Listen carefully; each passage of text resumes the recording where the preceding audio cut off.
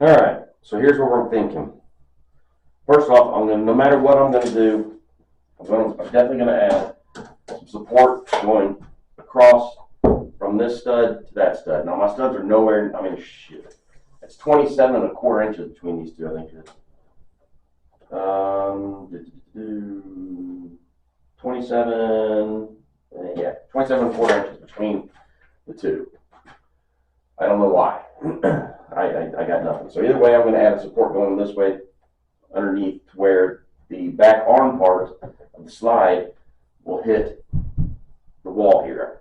Just because if I pound it too much, I don't want to damage the wall back here. But what I'm thinking is add support above and below this bar, then cut it out. Put a big ass hole in my wall and build a cover on the outside. So number one, right now from the studs out, I'm looking at, with this up against the wall so I get the depth of the thickness, right now I'm looking at 37 inches that this sticks out where the little knob is down here, which you can't see. But I cut it and push the whole thing back, so if I slide this forward, and then I can actually move this back further to where I have it, my cart against the wall, and then I cut a hole in the wall and build a slide room on the back, whatever, a little bump out, just big enough to where this can slide inside. Then it only sticks out 29 inches, so that's whatever I just said, 37 to 29. That's a 8-inch space savings. So I don't walk by and walk on a little knobby down here. I don't need huge lighter station cabinets. So right now from the wall, it now comes down to basically 18 inches to the front of my cart. And little 18-inch table for my miter station sounds a hell of a lot better. So I'm going to add two supports in between the studs here, cut a hole in my wall, and then build some shit on the outside. Check this out.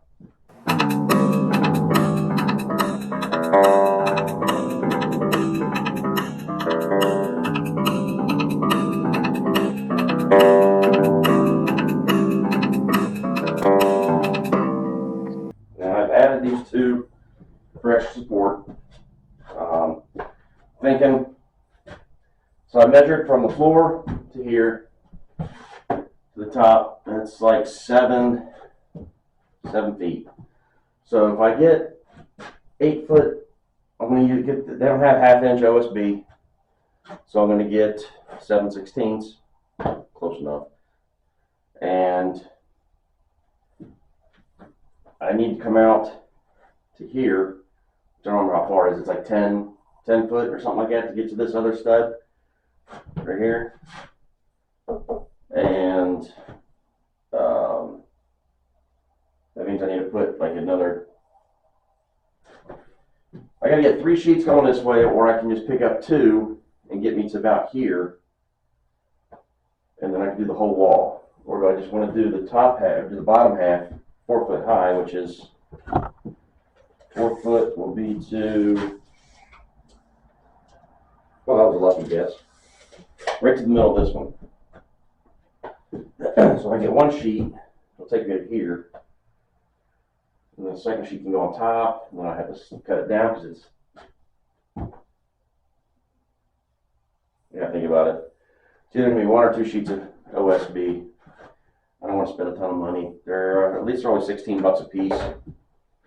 So if I pick up 1 or 2 of them,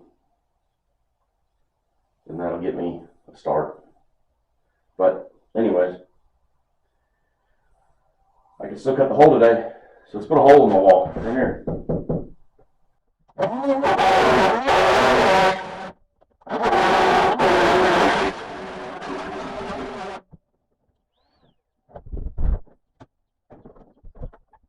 Hi.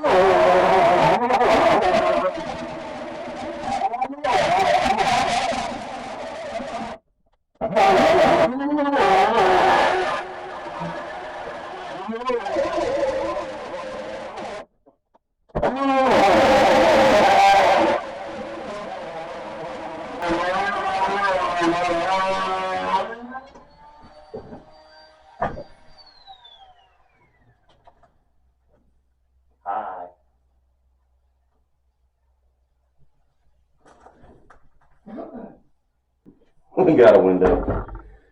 Now let's clean out that mess. Now I'm going to try to, just going to add some nails to this side to help sturdy that up there a little bit. So you don't need to watch that. So here it is in position. So I got it. Basically, I got it just butted up against this stud here. So it's not centered in the hole, but that's okay. I don't care. So as you can see, it sticks out the wall. So take a look outside.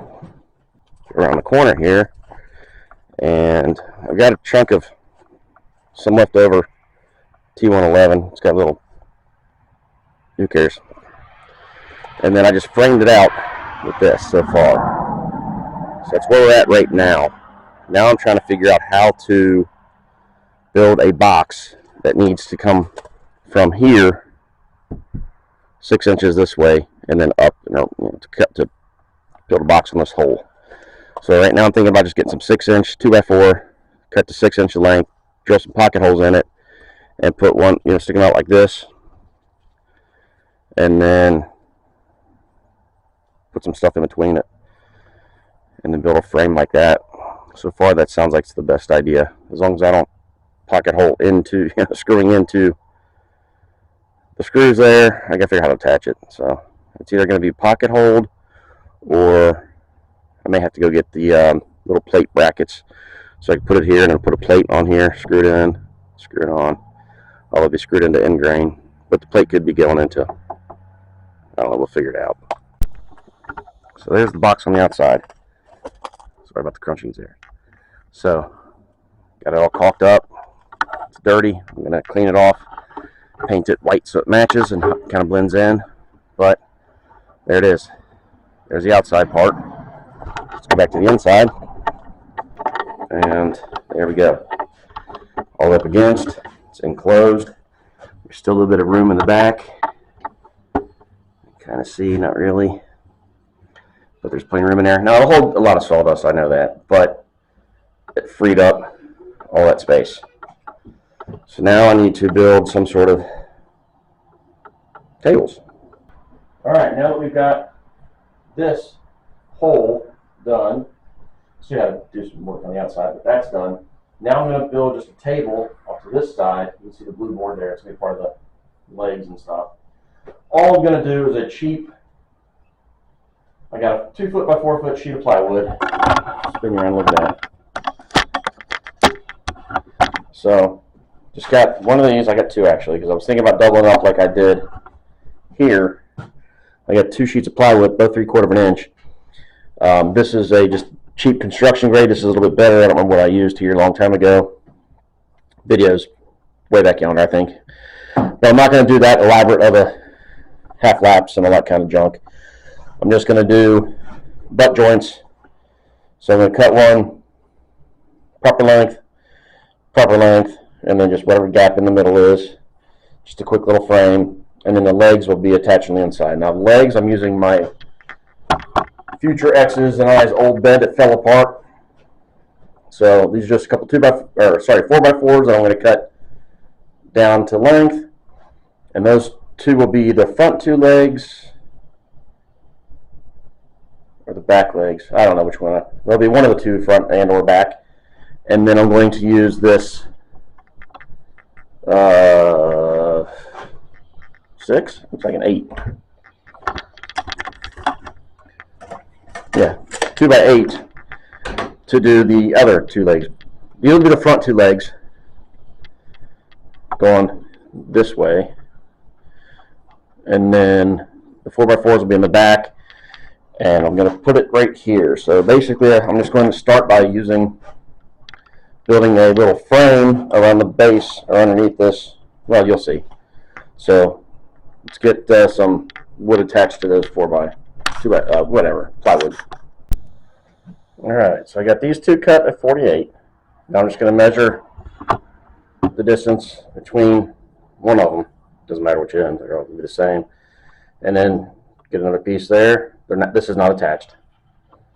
And then I'll probably add some in the middle too, because I'm not doubling up what would be the surface, like I did with the workbench down here. I'm just going to do one single, so I'm going to add some braces in the middle.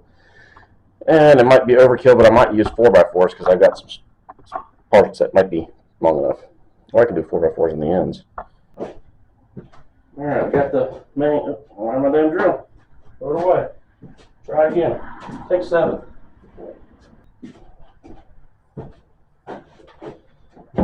So I need to get a new holder, bit holder, whatever. Right there. So now, okay, bottom of the frame, can't see, done. I'm just going to attach top to the frame for now. Just a few. I'm only going to put a couple.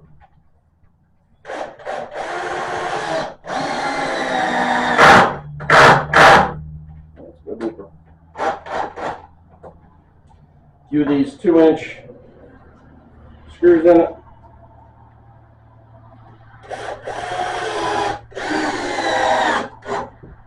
Battery in there soon. Do a couple more. Got the top part of it done. Measure for legs in a second. Alright, this is the front. Upside down, of course. I got the 4 legs attached. Now I'm just going to get basically kind of like a wrap around the bottom like this, but more like this one here, where it's up a little bit higher.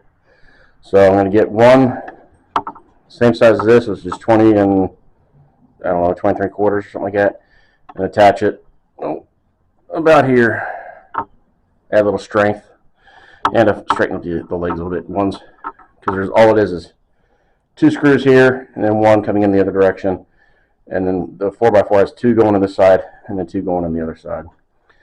They're not attached the greatest, but there's not going to be anything on there other than this, so a little wrap around the base will help sturdy things up a little bit. And then I'll put a shelf on it eventually like that. So let's get this wrapped.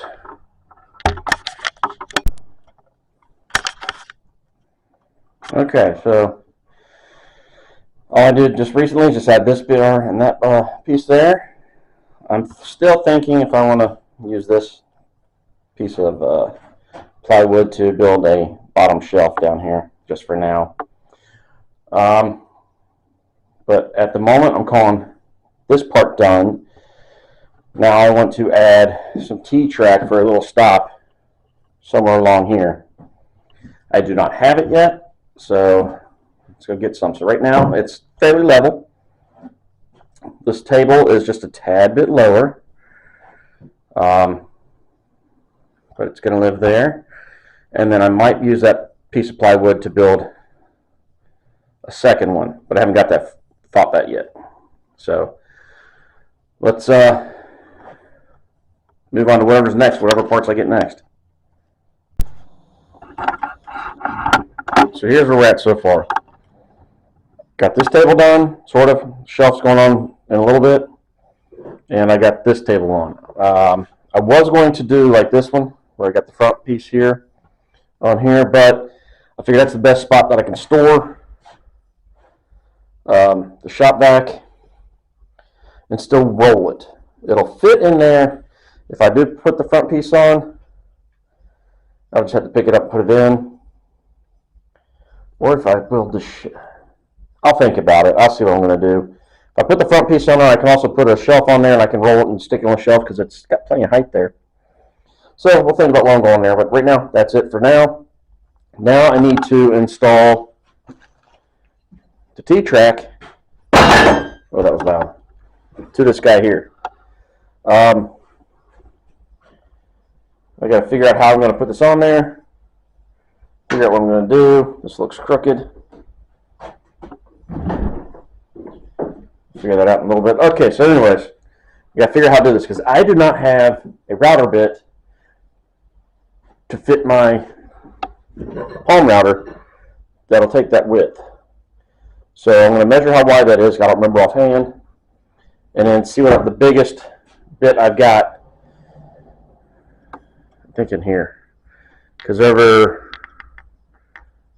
there is my big bits for the big router, and that won't work. So I'm going to use my palm router, which is hiding back there. Anyways, let's get this thing set up and see what I got going.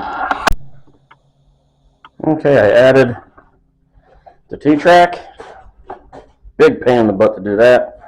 I don't have any T-track clamps, nothings. But that's it.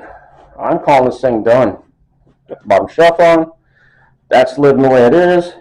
Like I said, I'm still hitting this if I want to add that bottom, like this. Because the dust or the shop vac will fit on the shelf. Don't know if I want to do it yet or not. But there it is. All it is a table with the T-track. So when I do get the T-track clamps, I can just put them in there and then set it. We'll just pretend like this is it. I can set it here and tighten it down, and then I know that this distance will be the same for as many cuts as I need to make, because this is butted up against and ain't going nowhere. This is butted up against and ain't going nowhere. It's going over this way. And if I do need to pull this out, I can just scoot the tables a little bit if it's too tight to slide out, because it's still on wheels and the front wheels are locked. But there it is. Got the hole in the back so it pushes back further, because otherwise it'd be further out this way. And the two tables. That's all I'm calling it. So this here is the worst miter station on the YouTubes. It's not no ultimate one. Alright. Thanks for watching, guys. Like, subscribe, all that shit, See you in the next one.